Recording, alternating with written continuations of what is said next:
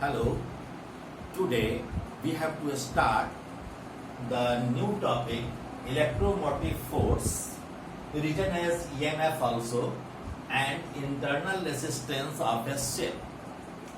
EMF of a cell and internal resistance of a cell क्या है, इसको पहले हम देखेंगे।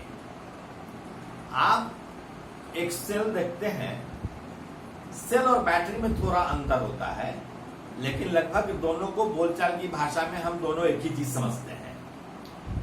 कई सेल के मिलने से बैटरी बनता है, यानी सेल एक यूनिट सोर्स ऑफ पावर है और इस यूनिट सोर्स ऑफ पावर को हम कई जोड़ देते हैं तब वह बैटरी बन जाता है। तो हम मान लेते हैं कि एक सेल है जिसका EMF E है और इंटरनल रेजिस्टेंस R है। सेल का इंटरनल रेजिस्टेंस R है, स्मॉल r मैंने लिखा। यह इंटरनल रेजिस्टेंस क्या है? आप जानते हैं कि सेल में इलेक्ट्रोलाइट्स होते हैं और इलेक्ट्रोलाइट्स के अंदर कुछ आयंस बनते हैं, पॉजिटिव आयंस बनते हैं, निगेटिव आयंस बनते हैं और पॉजिटिव आयंस और निगेटिव आयंस का फ्लो होता है सेल के अंदर। तो ये जो फ्लो होता है उसके कारण उसका जो मटेरियल होता है इलेक्ट्रोलाइट्स का, वह करंट के फ्लो होने में कुछ न कुछ बाधा पैदा करता है। इसलिए हम ऐसे बाधा को, ऐसे रेसिस्टेंस को, ऐसे प्रतिरोध को हम इंटरनल रेसिस्टेंस कहते हैं। क्योंकि यह बैटरी के अंदर पैदा होता है, इसलिए इसको बैटरी का इंटरनल रेसिस्टेंस कहते हैं। तो ये इंटरनल रेसिस्टेंस हुआ। अब हम देखें, इसमें यदि हम किरचॉफ्स लॉ लगाएं, इस सर्किट में हम किरचॉफ्स लॉ लगाएं, तो using Kirchhoff's law, using KVL in the circuit, अगर सर्किट में हम KVL लगाएं, किरचॉफ्स वोल्टेज लॉ, तो क्या लिखेंगे? यहां से चलिए, I करंट जा रहा है तो इसके क्रॉस पोटेंशियल डिफरेंस IR होगा, प्लस यह करंट IR, इसके इंटरनल रेजिस्टेंस के कारण पोटेंशियल ड्रॉप IR कहेंगे, और माइनस E बराबर है 0। हमने EMF के लिए ऐसा E का यूज किया है, ऐसा E हमने नहीं लिखा। ऐसा E हम जनरली इलेक्ट्रिक फील्ड के लिए लिखते हैं।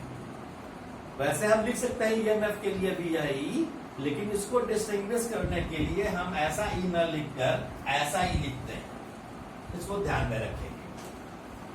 अब देखें, यह जो IR है यह इसके क्रॉस पोटेंशियल डिफरेंस है, और हम अगर इसके क्रॉस पोटेंशियल डिफरेंस है तो इसके क्रॉस भी हम पोटेंशियल डिफरेंस कह सकते हैं। दोनों का क्रॉस तो सेम पोटेंशियल डिफरेंस होगा, तो हम इसको हम पोटेंशियल डिफरेंस कहेंगे, तो इसको हम V से इंडिकेट कर देते हैं, और यह बराबर हो जाएगा माइनस E को जब इधर ले आएंगे तो E हो गया, IR को इधर लाएंगे तो माइनस IR हो गया। एक एक्सप्रेशन बना V is equal to E minus IR, जहां V क्या है? Potential difference across the conductor है, या potential difference across the cell भी हम इसको कह सकते हैं। अब जरा सोचिए कि अगर पोटेंशियल डिफरेंस है, यदि इस होकर कोई करंट फ्लो नहीं करता, यदि करंट बराबर 0 हम एज्यूम करें, if small I is equal to 0, यदि कोई करंट सर्किट में नहीं फ्लो करे, तब सर्किट में फ्लो करंट नहीं करेगा, उस समय नहीं करेगा जिस समय स्विच ओपन होगा। अगर स्विच ओपन होगा तो कोई करंट फ्लो नहीं करेगा। तो स्विच ओपन हो या करंट फ्लो नहीं करे, ऐसी स्थिति में V बराबर क्या हो जाएगा? I का वैल्यू हम देंगे, I का वैल्यू 0 जब देंगे तो 0 इंटू R दैट इज 0, तो E minus 0 that is V is equal to E। इससे क्या स्पष्ट हुआ? इससे यह स्पष्ट हुआ कि if no current flows through the battery, then potential difference between its positive and negative terminal is called its potential, is called its EMF। फिर से ध्यान से सुनिए कि यदि करंट इस इससे होकर बैटरी कोई करंट नहीं भेजे, बैटरी से होकर कोई करंट फ्लो नहीं करे, ऐसी स्थिति में भी E के बराबर होता है, अर्थात potential difference across the battery और across the cell is equal to EMF of the cell. ठीक है, इस चीज को हम लिख लें कि that means if no current flows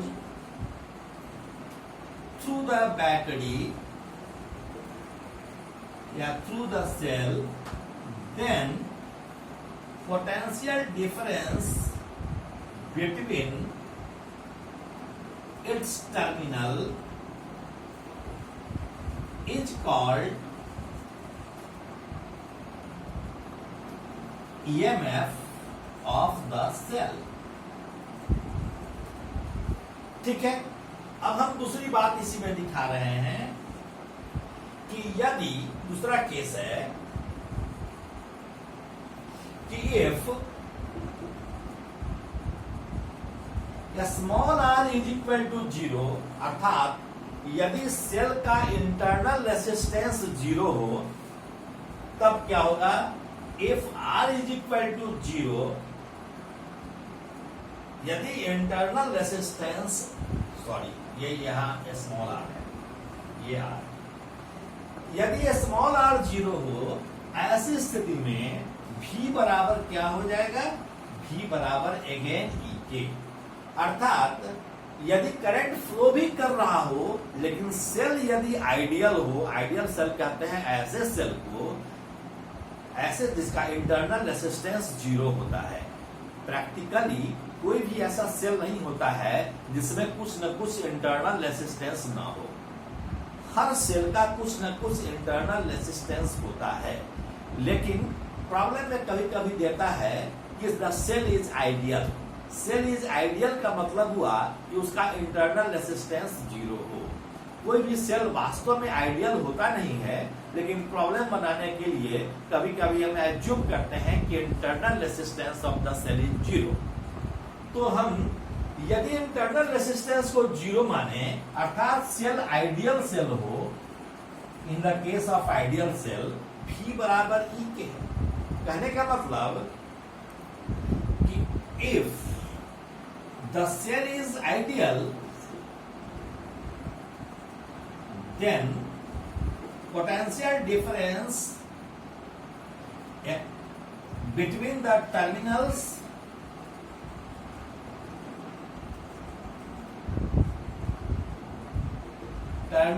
of a cell is called EMF, whether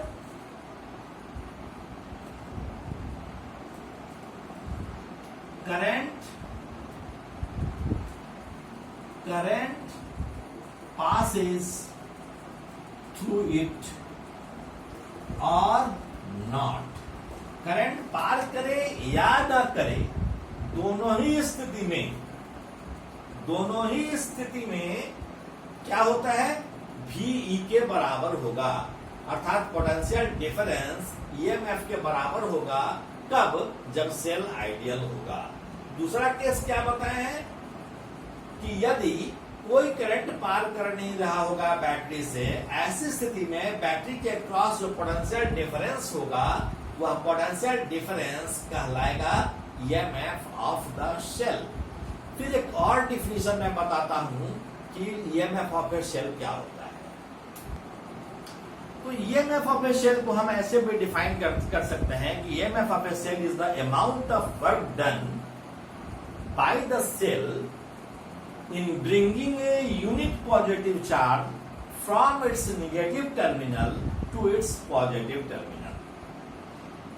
unit positive charge को जब करंट फ्लो कर रहा हो, इस क्रम में यूनिट पॉजिटिव चार्ज को बैटरी के निगेटिव टर्मिनल से उसके पॉजिटिव टर्मिनल तक लाने में जितना हम वर्क डन करते हैं, उसी वर्डन को, जितना वर्डन सेल करता है, उसी वर्डन को हम उसका EMF कहते हैं। जैसे एक सपोज कीजिए कि ये बैटरी है, इसका इंटरनल रेजिस्टेंस R है और इसमें करंट फ्लो कर रहा है, तो निश्चित ही रूप से कि करंट जब फ्लो कर रहा होगा तो करंट के फ्लो का होने का डायरेक्शन हम मानते हैं कि इलेक्ट्रॉन के फ्लो होने के विपरीत दिशा में।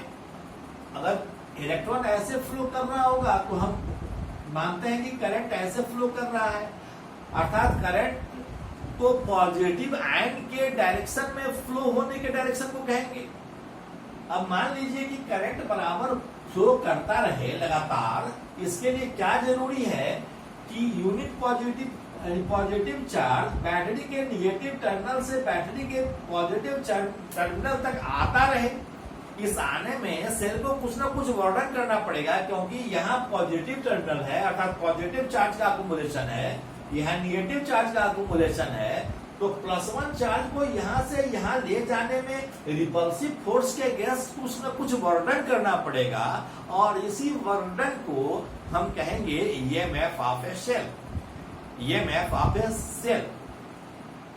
अब देखिए एक चीज कि हम कभी भी EMF ऑफ ए सेल को हम इस तरह डिफाइन किए, कभी भी इस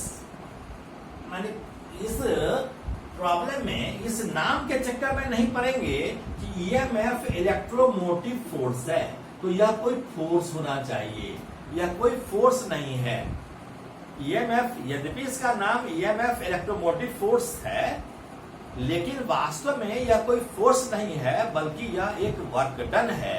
इसलिए इस मिसकंसेप्शन में आप नहीं पढ़िएगा कि यह फोर्स है। फिर से सुन लीजिए कि EMF of a cell is the amount of work done in bringing a unit positive charge from its negative terminal to its positive terminal। अब हम देखते हैं, आगे बढ़ते हैं। अब देखिए कि अब हम इक्वेशन 1 में हम V से डिवाइड कर रहे हैं दोनों ओर, तो V by V this is 1, यह हो जाए E by V minus IR by V। या हम इसको ऐसे लिख सकते हैं क्या, और 1 is equal to E by V minus R by V by I। और V by I किसको कहते हैं, V by I is the resistance of the conductor. V by I कहते हैं कैपिटल R को। आप जानते हैं कि V बराबर IR है, तो V by I बराबर R होगा। तो हम इसको लिख सकते हैं कि this is 1 is equal to E by V minus small r by capital R, और small r by capital R is equal to E by V minus 1। So small r is equal to E by V minus 1 into capital R। This is the value of internal resistance, या internal resistance का value हुआ।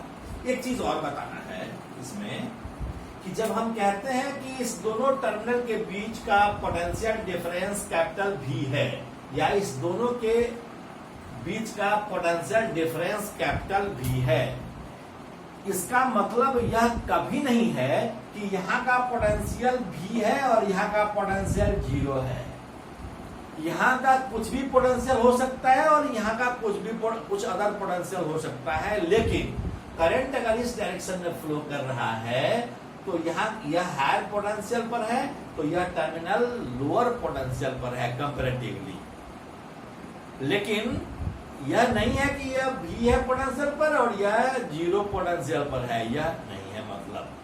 लेकिन यदि हम इसको अर्थ connected कर दें तो यहाँ का टर्मिनल हो जाएगा, यहाँ के टर्मिनल का पोटेंशियल हो जाएगा 0।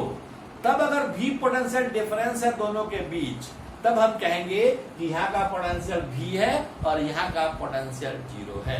This is V minus 0। तब जब हम अर्थ कनेक्टेड नहीं कर रहे हैं तो यहाँ का पोटेंशियल V1 है, यहाँ का पोटेंशियल V2 है, तो V1 minus V2 is equal to V हम कर रहे हैं। ओके, तो इसको आप ठीक से समझ लेंगे, ठीक से पढ़ लेंगे, रिवाइज कर लेंगे और प्रॉब्लम्स बनाते रहेंगे, all the best, thank you very much. अगले क्लास में फिर देखें।